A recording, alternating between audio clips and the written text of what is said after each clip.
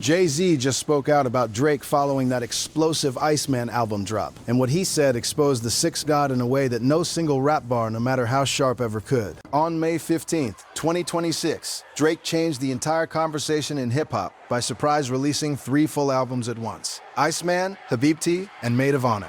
It was one of the biggest music events of the year, shattering streaming records left and right, with Make Them Cry becoming the most streamed song in a single day on Spotify in 2026. Buried inside those projects were some of the most pointed and personal shots Drake has ever taken at Jay-Z, the man many still consider the blueprint for modern rap success. Drake went on record saying he would rather take $500,000 in cash than sit down for dinner with Sean Carter. He declared that the jig was up on all the old heads, claimed he never learned anything meaningful from any of them, and basically stood in front of the entire culture to tell the man who helped build the game that his time at the top was fading, propped up only by the newer generation that Drake himself represents. The disrespect was on a level that felt astronomical, almost like a public torching of a long-standing mentor-student relationship that had defined much of Drake's early career.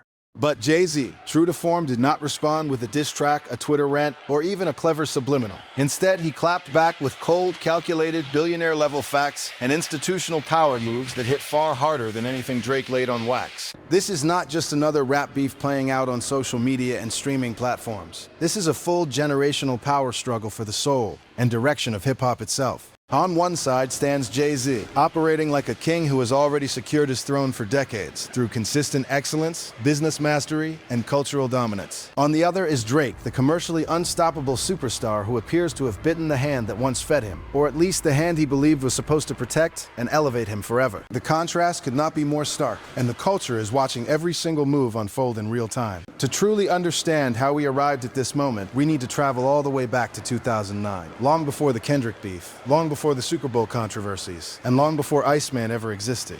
Back in 2009, Drake was still largely seen as a former child actor from Degrassi, trying to make the leap into serious rap. He had buzz thanks to Lil Wayne and Young Money, but the streets and the industry were not fully convinced. Was this melodic kid from Toronto built for the cutthroat world of hip-hop, or was he just a pop-friendly novelty? Then Jay-Z stepped in with the remix of Successful, delivering one of the most significant cosigns of that entire era. In 2009, Jay-Z was not merely a successful rapper, he was the most powerful figure in the entire game.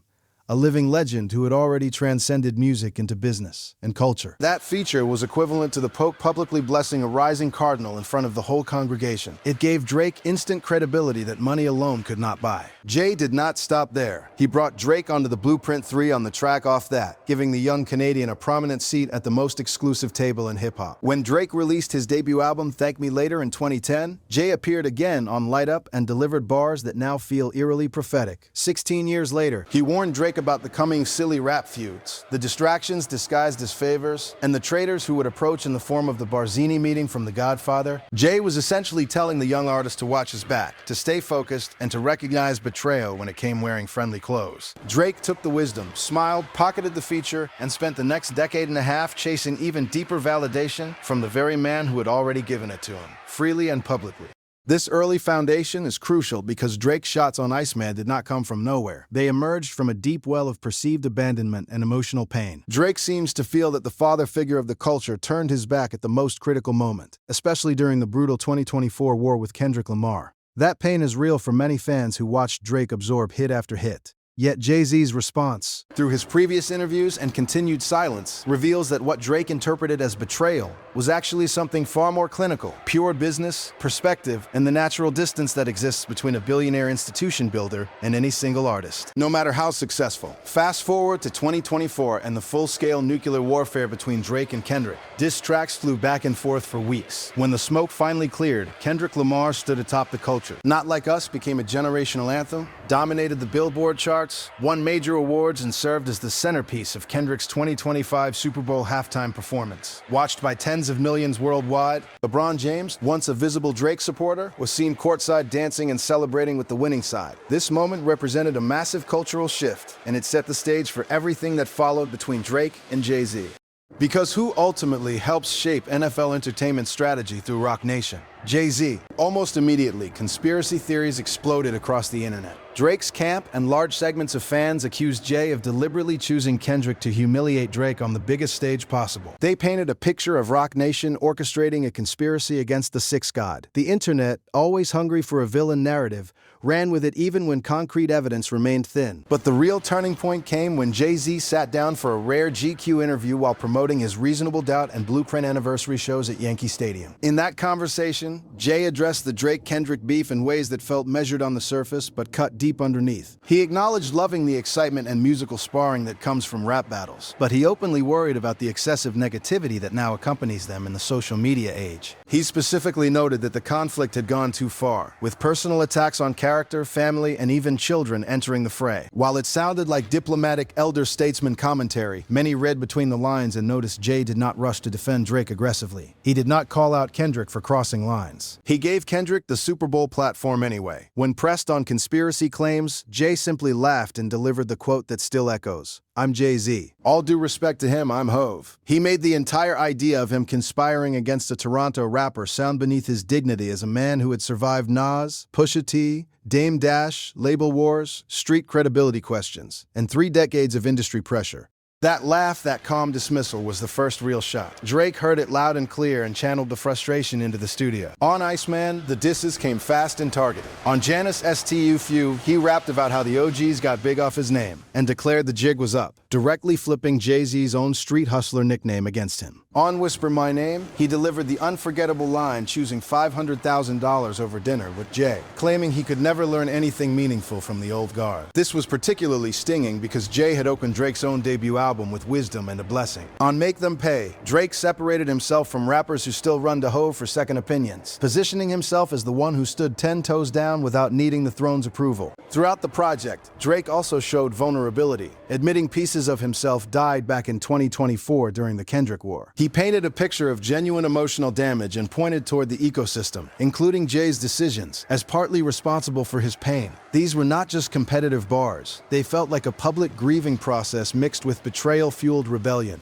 Yet, after the albums dropped, Jay-Z's response proved once again why he moves differently. He offered no direct rebuttal, no freestyle, no interview dedicated to the drama. He simply let his existing words, his actions, and his empire do the talking. When asked previously about the Super Bowl decision, Jay had said plainly that he chose the artist having the monster year and that the personal battle between the two men had nothing to do with him. In Jay's worldview, it was never about loyalty to Drake or orchestrating anyone's downfall. It was merit, business, and maintaining the highest possible standard for the biggest platform in entertainment. This exposed a fundamental mismatch in how the two men viewed their relationship. Drake had spent 15 years treating Jay like a godfather and personal protector. Jay had always operated as a billionaire businessman and institutional architect who invests in the broader ecosystem of hip-hop rather than playing favorites with any single artist. The emotional architecture Drake built around their bond turned out to be far more transactional than familial, and Iceman became the sound of that realization crashing down.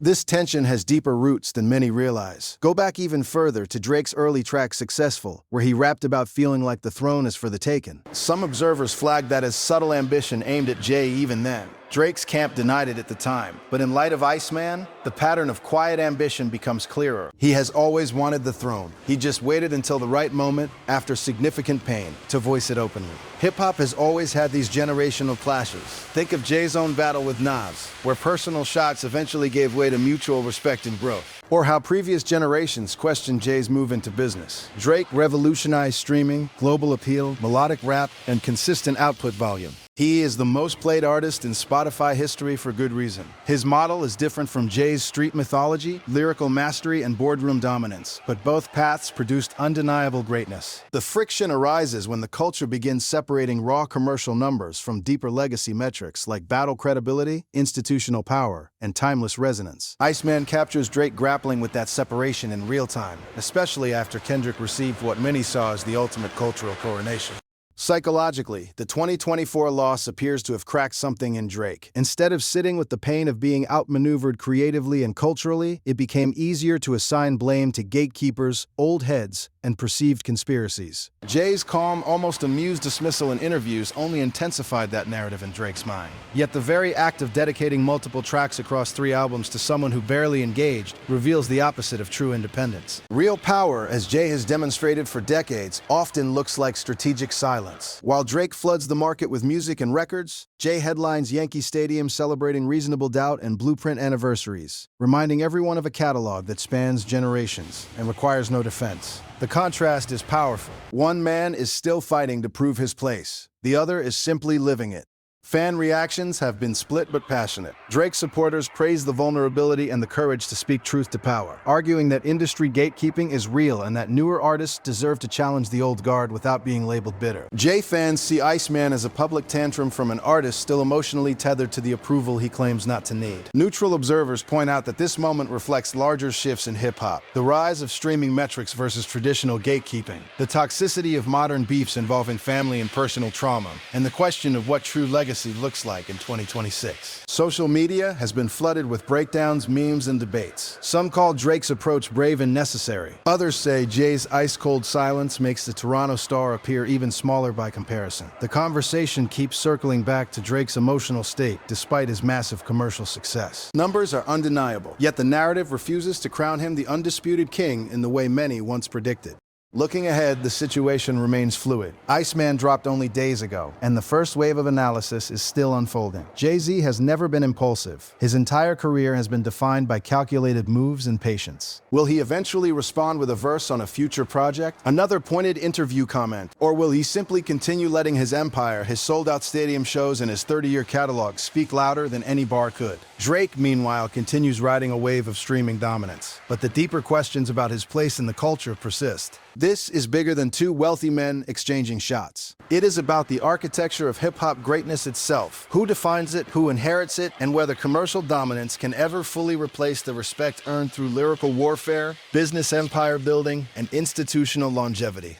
In the end, Jay-Z's non-response might be the most powerful move possible. It confirms what the streets have long known. True legends do not fight desperately for the throne. They sit on it comfortably and let their work do the heavy lifting. Wisdom does not need to shout. Power does not need to perform. Drake's Iceman project, as sonically impressive and emotionally raw as it is, may have revealed more about his internal struggles than it damaged Jay-Z's legacy. The jig might indeed be up, but perhaps not in the direction Drake originally intended. The culture is still watching, still debating, and still hungry for the next chapter. Whether this becomes a full-blown back and forth or fades into another example of Jay-Z's untouchable positioning remains to be seen. One thing is certain: hip-hop's generational power struggle is far from over, and every new development will be dissected with the same intensity we have seen so far. The game continues to evolve, but some foundations remain rock solid. This story is still unfolding in real time. The internet is dissecting every bar, every reference, and every possible motivation. Fans on both sides are making their voices heard loudly. The only question that matters now is what comes next, and whether silence or sound will ultimately write the final verse in this chapter of hip-hop history.